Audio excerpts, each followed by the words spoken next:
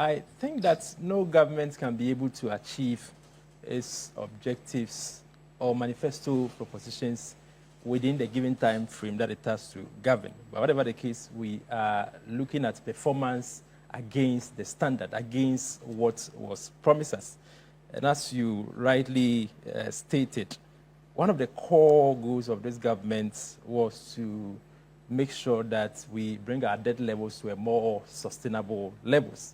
And for our foreign debt components, bringing our debt levels to a more sustainable levels also means that trying to ensure that the CD is relatively stable against the dollar, or even the CD appreciation, which we have experienced, about 42% since January. That has reduced our foreign debt component very significantly. So in that regard, we can't say that our debt burden, at least for the external debt burden, has been reduced to a larger extent.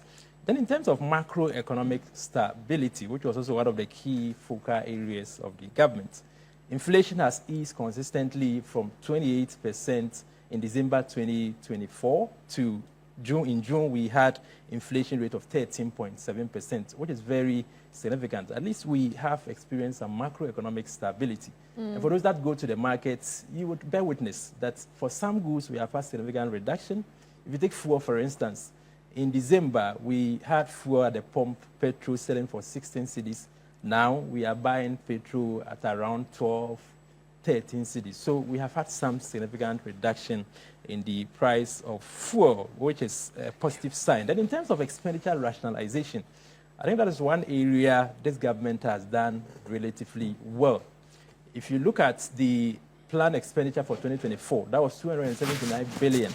But this government projected to bring it down to 269 billion Ghana cedis. That was a 10 billion cut within the period. And I think that's significant. That communicates to the market that government has intentions to rationalize expenditures. So for you, you think that at least the government is on the path of restoring that kind of confidence we need in our system? Yes, I think in terms of macroeconomic stability, government has made some efforts. When it comes to job creation, I think that is another discussion we will come to, and then bringing about structural transformation of the economy to make sure that we are transforming the economy from a raw material-based economy to a manufacturing economy or an industrial-based economy. I think that is where we have not seen so much signs aside the 24-hour economic policy, which was presented to Parliament recently.